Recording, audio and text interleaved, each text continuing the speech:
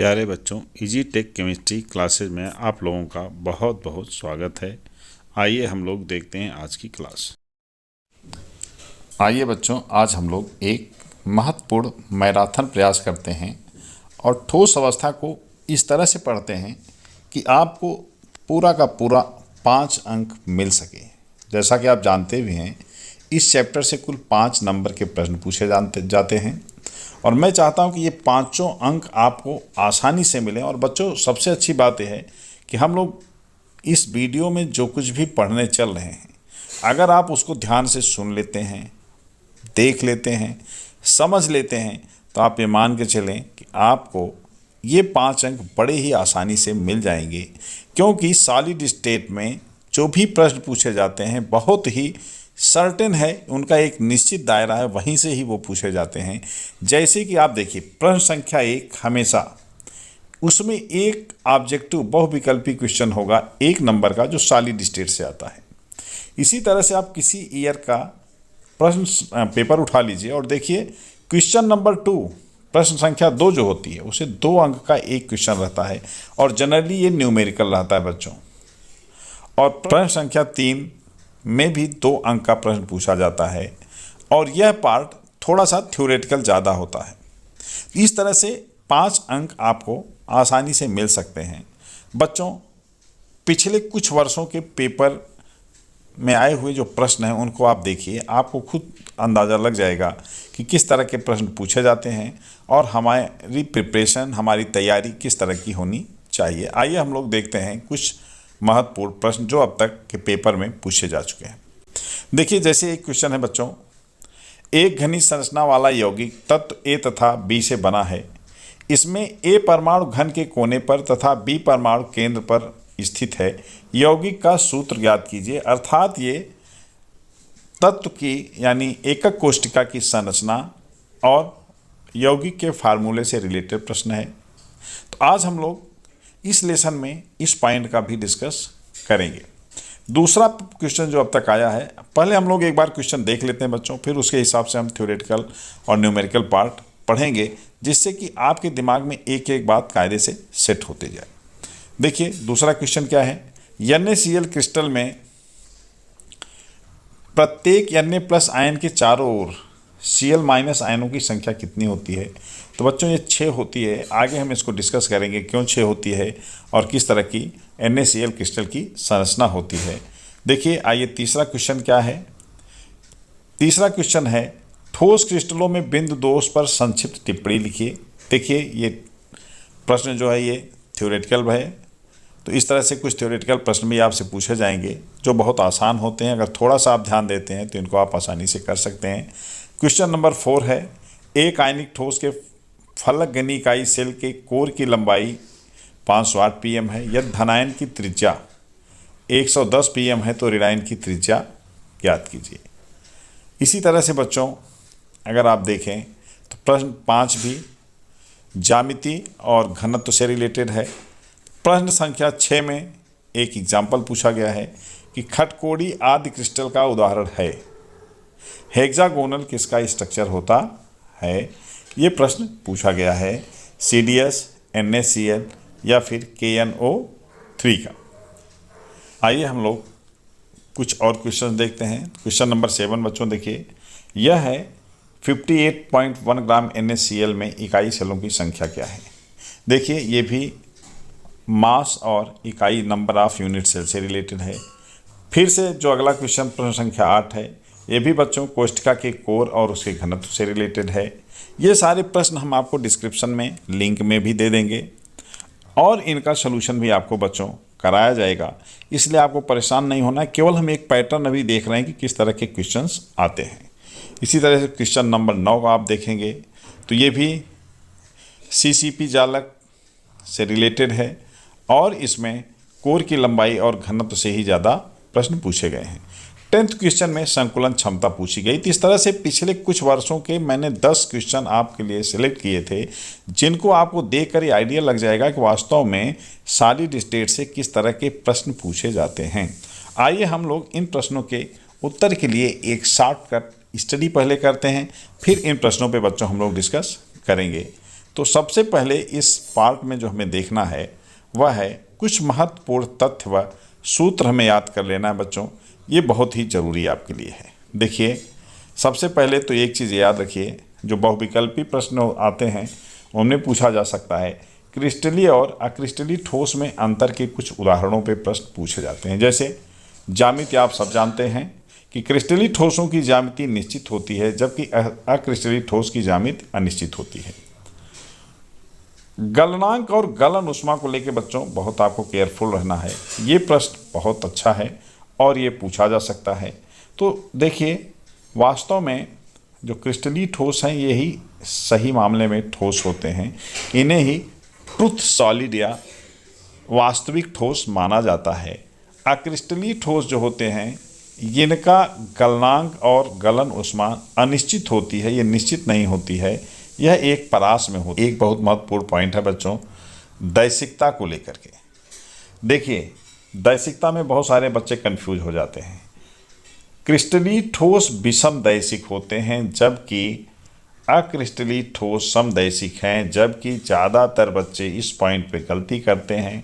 वो क्रिस्टलीय को समदैशिक और अक्रिस्टलीय को विषम दैशिक लिखते हैं। तो बच्चों ये गलती आपको नहीं करनी है। दैशिकता के मामले में क्रिस्टलीय ठोस विषम दैशिक हैं और अक्रिस्टलीय समदैशिक होते हैं। प्रकृति में जैसा कि हमने आपको अभी बताया, क्रिस्टलीय ठोस ही वास्तविक ठोस माने जाते हैं जबकि अक्रिस्टलीय ठोसों को आभासी ठोस कहा जाता है, या तो इन्हें अतिशीतित द्रव भी कहते हैं, सुपर कोल्ड लिक्विड भी कहते हैं। क्यों ऐसा कहते हैं बच्चों? क्योंकि प्रवाह या तरलता का गुण अगर देखा जाए तो क्रिस्टलीय ठोसों में नहीं होता है, क्योंकि आप जानते हैं ठोस में बहने का गुण नहीं होता है। जबकि अक्रिस्टलीय ठोस जो होते हैं इनमें प्रवाह का अतिमंद प्रवाह का स्वभाव पाया जाता है, इसीलिए इनको अतिशीतित द्रव माना जाता है। इनको हम वास्तविक ठोस न मान करके द्रव मानते हैं, जिसे सुपर कूल्ड कर दिया गया है, अतिशीतित यानी बहुत अधिक ठंडा कर दिया गया है। बच्चों, इस पर एक क्वेश्चन आता है, कई बार आ चुका है बोर्ड में, कि कमरे में लगी खिड़कियों के कांच निचले हिस्से में मोटे क्यों हो जाते हैं?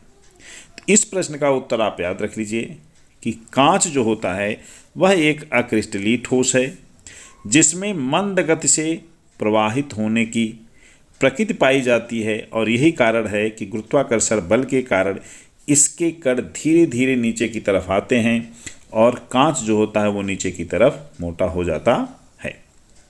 आइए अब हम लोग कुछ और महत्वपूर्ण टॉपिक देखते हैं जो बहुत ही इम्पॉर्टेंट है।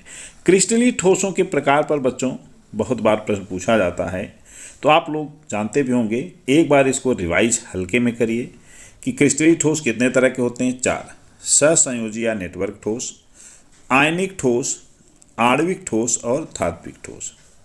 सहसंयोजी या नेटवर्क ठोस वे होते हैं बेटा जिसमें परमाणु एक दूसरे से एक जाल के रूप में बंधे होते हैं, जैसे हीरा हुआ और ग्रेफाइट हुआ। इसी तरह से सिलिकॉन डाइऑक्साइड या SiC, silicon carbide, aluminium nitride, boron के नाइट्राइड, ये सब ऐसे हैं जिनमें एक परमाणु दूसरे परमाणु से लगातार एक नेटवर्क के रूप में जुड़ा होता है, इसीलिए इनको हम सहसंयोजी या नेटवर्क ठोस कहते हैं। बच्चों, इनका बांड बहुत ही स्ट्रांग होता है सहसंयोजी ठोसों का। जैसा कि आप जानते हैं हीरा सबसे कठोर पदार्थ माना जाता है। इनमें कुचालक गुण होता है, लेकिन एक अपवाद है ग्रेफाइट का। तो याद रखिए, ग्रेफाइट के अलावा जितने भी सहसंयोजी या नेटवर्क ठोस हैं सब कुचालक होते हैं, लेकिन ग्रेफाइट एक सुचालक है। आयनिक ठोसों में आप लोग जानते हैं जैसे सोडियम क्लोराइड है, KCl है, फिटकिरी है, या जितने भी आयनिक कंपाउंड जो जल में डालने पर अपने आयनों में टूटते हैं उन सबको हम आयनिक ठोस कहते हैं। इनके भी बांड स्ट्रांग होते हैं, इनके भी गलनांक और क्वथनांक बहुत ऊंचे होते हैं। ये सब आपको पता भी होगा, आप फिर से एक बार रिवाइज कर लीजिए, अपने दिमाग में इन बातों को रखिए, क्योंकि इनसे छोटे छोटे क्वेश्चन बनते हैं और वो बहुत बार पूछे भी जाते हैं। आणविक ठोस बच्चों देखिए, अधातु जितनी भी हैं नॉन मेटल्स, वो चाहे स्वतंत्र अवस्था में हों या अपने यौगिकों के रूप में हों, अगर आणविक रूप में हैं तो वे आणविक ठोस बनाते हैं। जैसे P4 है, S8 है।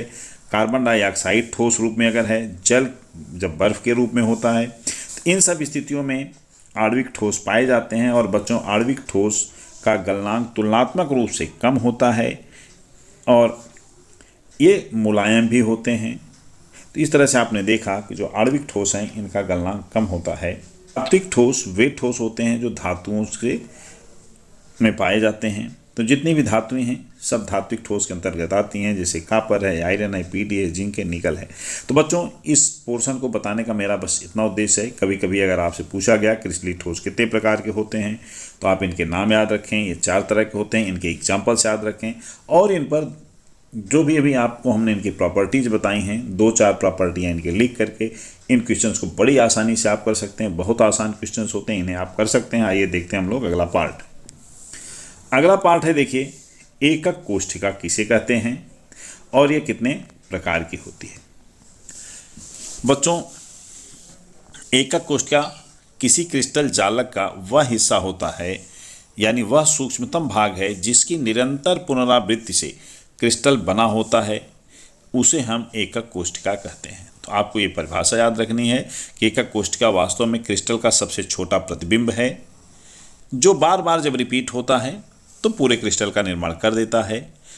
ये कभी कभी परिभाषा में पूछा जाता है। एकक कोष्ठिका के प्रकार एक बहुत महत्वपूर्ण प्रश्न है। तो बच्चों हम लोगों को घनी एकक कोष्ठिका पढ़नी है और उसी के प्रकार हमें देखना है। घनी एकक कोष्ठिका जैसा कि आप देख रहे हैं 2 तरह का होता है। एक होती है आद्य एकक कोष्ठिका जिसको हम प्रिमिटिव यूनिट सेल कहते हैं और दूसरी होती हैं केंद्रित एकक कोष्ठिका जिनको हम सेंटर्ड यूनिट सेल कहते हैं। आइए हम समझते हैं आद्य एकक कोष्ठिका क्या है। बच्चों जैसा कि आप देख रहे हैं यह एक घन है। अगर किसी घन के केवल कोनों पर जैसा कि आप देख रहे हैं पार्टिकल उपस्थित हों तो इस कोष्ठिका को क्या कहते हैं, प्रिमिटिव या आद्य एकक कोष्ठिका कहते हैं। और बच्चों इसी कोष्ठिका में अगर परिवर्तन हो जाए, कुछ और पार्टिकल आ जाएं तो ये सेंटर्ड यूनिट सेल में बदल जाती है। तो सबसे पहले आद्य एकक कोष्ठिका इसको क्यों कहते हैं, प्रिमिटिव क्यों कहते हैं, क्योंकि यह सबसे बेसिक एकक कोष्ठिका है जो हर तरह की कोष्ठिकाओं में ये संरचनाएं पाई जाती हैं। यानी कोनों पर जो कण आप देख रहे हैं ये हर जगह पाए जाते हैं। अब देखिए सेंटर्ड कोष्ठिकाएं जो होती हैं वो 3 तरह की होती हैं, फलक केंद्रित, काय केंद्रित या बॉडी सेंटर्ड, अंत फलक केंद्रित या एंड फेस सेंटर्ड। बच्चों फलक केंद्रित जो कोष्ठिकाएं होती हैं उनमें फलक के केंद्र पर, फलक क्या होता है आप जानते हैं, किसी भी एक साइड को आप ले लीजिए और इसका जो केंद्र होगा इसे हम इस फलक का क्या कहते हैं, केंद्र कहते हैं। यानी फलक पर 2 डायगोनल खींचे जाएं जहां एक दूसरे को क्रॉस कर देते हैं, यही क्या है, इस फलक का केंद्र बिंदु है। तो अगर एक एक पार्टिकल इन फलकों के केंद्र पर हों तो इसको हम फलक केंद्रित कहते हैं। इसी तरह से है काय केंद्रित। काय केंद्रित क्या होता है बच्चों, देखिए काय केंद्रित में वास्तव में ये जो आप देख रहे हैं घन, इसके बीच का एक भाग, जैसे आप किसी कमरे में बैठे हों और उस कमरे में एक कल्पना करिए कि एक जो सेंटर पॉइंट होगा, जो पंखे प्राय लटके होते हैं और उनके नीचे का जो हिस्सा होता है, एक केंद्र बिंदु जहाँ से हर डायगोनल होकर के गुजरे उस कमरे का, उसी पॉइंट को हम क्या कहते हैं, बॉडी सेंटर या काय केंद्रक कहते हैं। और अगर वहाँ पर एक, जैसे मान लीजिए इसका सेंटर यहाँ है, तो यहाँ अगर एक पार्टिकल है तो इसको हम बॉडी सेंटर कहते हैं। और अंत फलक केंद्रित वे होते हैं जिनमें 2 विपरीत फलकों पर बच्चों पार्टिकल्स पाए जाते हैं। जैसे अगर एक इस साइड में है दूसरा यहाँ पर हो। अपोजिट जो फलक होते हैं, जैसे ऊपर के अपोजिट नीचे, दाएं के अपोजिट बाएं, आगे का अपोजिट पीछे, इस तरह से 2 विपरीत फलकों पर जब होते हैं तब इनको हम क्या कहते हैं, अंत फलक केंद्रित एकक कोष्ठिकाएं कहते हैं। बच्चों देखिए अब ये सब चीज़ें आप जानते भी होंगे, लेकिन जो मैं आपको बताने चल रहा हूँ ये सबसे इम्पॉर्टेंट पॉइंट है, इसे आप ज़रूर याद रखें। यहीं से महत्वपूर्ण न्यूमेरिकल्स आप सॉल्व कर सकते हैं। इम्पॉर्टेंट पॉइंट्स आपको याद रखना है। देखिए जो कार्नर होता है ये किसी भी एकक कोष्ठिका में कुल कितने होते हैं, 8 इनकी संख्या होती है। और प्रत्येक कार्नर का जो कण होता है, पार्टिकल होता है, उसका हर कोष्ठिका के लिए केवल 1/8 योगदान होता है। ये याद रखना है कि किसी घनी संरचना में कोई संरचना कितनी बार होती है और उस पर स्थित कणों का योगदान कितना परसेंट होता है, कितना भाग होता है। जैसे कार्नर 8 होते हैं, लेकिन हर कार्नर का पार्टिकल केवल 1/8 ही सपोर्ट करता है, योगदान करता है। फलक कितने होते हैं किसी में भी, अगर आप देखेंगे तो फलक बच्चों होते हैं कुल 6, और एक फलक का योगदान कितना होता है, 1/2। बॉडी सेंटर जैसा कि एकदम किसी भी क्रिस्टल के बीच में होता है, तो ये एक ही होता है, और इसका पूरा का पूरा योगदान किसी भी क्रिस्टल सिस्टम में एक यूनिट सेल को होता है। एज अगर हम देखें, एज क्या होते हैं आप जानते हैं, जिनको हम किनारे कहते हैं। जैसे देखिए ये किनारा ये है, दूसरा किनारा ये है, तीसरा ये है और चौथा ये है। अगर पूरा हम देखेंगे कुल 12 किनारे इस तरह के होते हैं, और किनारों की जो शेयरिंग होती है बेटा वो 1/4 होती है। तो ये शेयर आप जरूर याद रखें, किस भाग का कितना शेयर होता है। आप ध्यान दें, कार्नर का 8 होते हैं, 1/8 हिस्सा इनका शेयर करता है। फलक 6 होते हैं, 1/2 हिस्सा शेयर होता है। बॉडी सेंटर 1 होता है, इसका योगदान 1 होता है। एज होते हैं 12, लेकिन इनका योगदान केवल 1/4 होता है, ये आपको ध्यान में रखना है। आइए हम लोग कुछ महत्वपूर्ण पॉइंट और देखते हैं। ये सबसे इम्पॉर्टेंट है, किसी कोष्ठिका में कणों की संख्या Z, ये आपके हर न्यूमेरिकल में आएगा, ये आपको याद रहना चाहिए। जैसे अगर आदि का कोष्ठिका का आ गया कि इसमें कितने कण होते हैं, तो आप आसानी से बता सकते हैं। इसके लिए आप एग्जाम में बहुत लंबा व्याख्यान लिखने की जरूरत नहीं है, आप सीधे लिखिए कि कणों की स्थिति कहाँ होती है, केवल 8 कोनों पर होती है। तो कुल कण कितने हो जाएंगे, 8 इंटू हर कोना कितना हिस्सा शेयर करता है, 1/8। तो 8 × 1/8 बराबर 1 कण, यानी आद्य एकक कोष्ठिका में केवल 1 कण या 1 परमाणु, 1 अणु, 1 आयन हो सकता है। आइए हम लोग देखते हैं फलक केंद्रित एकक कोष्ठिका में कितने कण हो सकते हैं। तो बच्चों फलक में हमने जैसा कि आपको बताया है 8 कोना सब में रहता है, इसमें 6 फलक केंद्र भी होते हैं, कोनों की हिस्सेदारी 1/8 होती है। तो कुल कण कितने हो गए, 8 × 1/8 धन फलक का हिस्सा कितना होता है, 1/2, तो एक बार 6 × 1/2, इस तरह से 1 + 3 आता है, और कुल कितने हो गए, 4। तो आपको याद रखना है फलक केंद्रित में कितना होता है, 4 होता है Z की वैल्यू, यानी यूनिट सेल में कणों की संख्या। बॉडी सेंटर्ड में अगर आप देखेंगे तो बॉडी सेंटर्ड में कणों की स्थिति कहाँ कहाँ होती है, 8 कोनों पर एक बॉडी सेंटर में, यानी काय केंद्र में। तो इस तरह से 8 × 1/8 करेंगे, चूंकि बॉडी सेंटर पूरा का पूरा पार्टिसिपेट करता है, इसलिए 1 जुड़ जाएगा, और 1 + 1 = कितना हो जाएगा, 2 हो जाएगा। नेक्स्ट देखिए क्या है, अंतफलक केंद्रित। अंतफलक केंद्रित हमने आपको बताया कणों की स्थिति कहाँ होती है, 8 कोनों पर होती है, और 2 विपरीत फलक जो होते हैं बच्चों उस पर कण पाए जाते हैं। तो चूंकि 2 ही फलक पर हैं, इसलिए कितना हो जाएगा, 8 × 1/8 + 2 × 1/2, 1 + 1 2। इस तरह से आप कह सकते हैं बच्चों कि बॉडी सेंटर्ड हो या फलक अंतफलक केंद्रित हो, इनमें 2, फेस सेंटर्ड में 4 और आद्य में केवल 1 होता है। तो ये वैल्यू आपको याद रखनी है। आइए अगला पोर्शन हम लोग देखते हैं, जो जिस पर न्यूमेरिकल बहुत ज़्यादा पूछे जाते हैं, और यह है एक फार्मूला। इसे आपको याद रखना है कि किसी भी एकक कोष्ठिका का, किसी भी पदार्थ का, ठोस का घनत्व अगर हमें पता है, कोर की लंबाई पता है, तो उसमें कणों की संख्या हम ज्ञात कर सकते हैं। या हम अगर कणों की संख्या पता है, कोर की लंबाई पता है, तो घनत्व निकाल सकते हैं। बच्चों यहाँ पे एक फार्मूला है, ρ × Z × M, ρ = Z × M/A³ × NA, जहाँ पर आप देख रहे हैं Z क्या है, Z है एकक कोष्ठिका में कणों की संख्या, M क्या है, M है अणुभार, A क्या है बच्चों, घन के कोर की लंबाई है, और Na क्या है, ये आवागद्रो संख्या है, रो है घनत्व। तो ये सभी टर्म्स आपको क्लियर होने चाहिए। लेकिन न्यूमेरिकल जब आपको मिलेगा तो आपको एक प्रॉब्लम आएगी, उसे मैं यहीं पे क्लियर कर दूँ। न्यूमेरिकल्स में ज़्यादातर जो कोर की लंबाई होती है उसे PM में, पिकोमीटर में, या कभी कभी एंगस्ट्रॉम में, या फिर कभी कभी नैनोमीटर में बच्चों दिया हुआ होता है। तो पिकोमीटर में, नैनोमीटर में, एंगस्ट्रॉम में दिया हुआ है। जबकि हम घनत्व जो निकालते हैं या तो ग्राम सेंटीमीटर क्यूब में निकालते हैं, पर सेंटीमीटर क्यूब में, या किलोग्राम पर मीटर क्यूब में निकालते हैं। तो ऐसे में हमें क्या करना है कि जब भी हम कैलकुलेशन करें तो कोर की लंबाई को सेंटीमीटर या मीटर में कन्वर्ट कर लें तो ज़्यादातर क्वेश्चन में ग्राम पर सेंटीमीटर क्यूब ही यूज होता है बच्चों। तो आपको ध्यान में रखना है कि ये वैल्यूज कोर की लंबाई को हमेशा आप पहले सेंटीमीटर में कन्वर्ट कर लेंगे। अब आपके सामने एक समस्या आ सकती है, कैसे कन्वर्ट हम करेंगे। तो याद रखिए वैल्यू कि 1 pm में 10⁻⁻10 सेंटीमीटर होता है, जबकि 1 एंगस्ट्रॉम में 10 × 10⁻⁸ सेंटीमीटर होता है। जबकि अगर nm में वैल्यू दी गई है तो 10⁻⁷ सेंटीमीटर होगा। तो इस तरह से आप सेंटीमीटर और pm एंगस्ट्रॉम नैनोमीटर के रिलेशन के बेस पर आप पहले कोर की लंबाई को कैलकुलेट कर लेंगे, फिर वैल्यू पुट कर देंगे, जो एक सिंपल सा फार्मूला है। फार्मूला क्या है बच्चों, ρ = Z × m/a³ × NA। इस पर आधारित क्वेश्चंस आप आसानी से कर पाएंगे। आइए एक और हिस्सा हम लोग देख लेते हैं। कभी कभी बच्चों थोड़ा सा क्वेश्चन को ट्विस्ट कर देता है।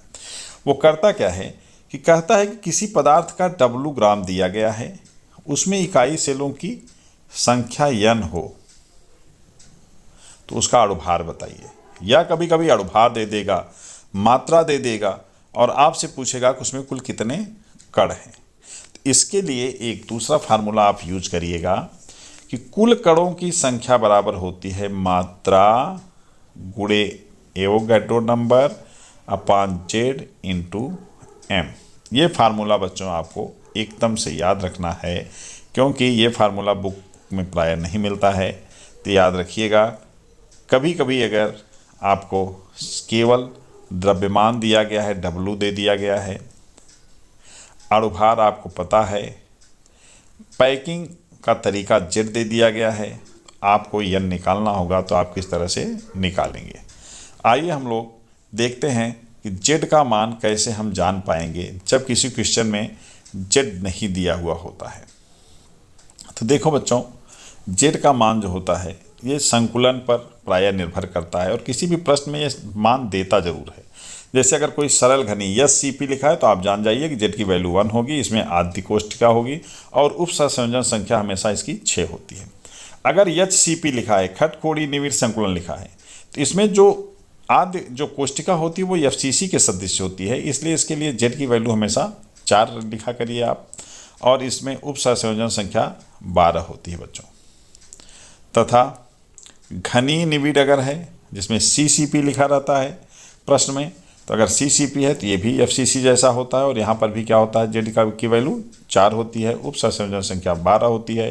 तो आपको याद रखना है कि HCP और CCP में Z की वैल्यू 4 पुट करनी है। लेकिन अगर BCC कहीं दे देता है अंतः केंद्रित घनीय संकुलन, ऐसे में आपको Z की वैल्यू 2 रखनी है, क्योंकि यहाँ पर जो कोष्ठिका होती है वो बॉडी सेंटर्ड क्यूबिक कोष्ठिका होती है और यहाँ पर उप सहसंयोजन संख्या 8 होती है। बच्चों ये टेबल आपको मैं डिस्क्रिप्शन में दे दूँगा, पूरा आपको PDF मिल जाएगा, लोड कर लेना। ये बहुत ही इम्पॉर्टेंट है। ये वैल्यू अगर आपको याद होंगी तो क्वेश्चन सॉल्व करना बहुत ही आसान हो जाएगा।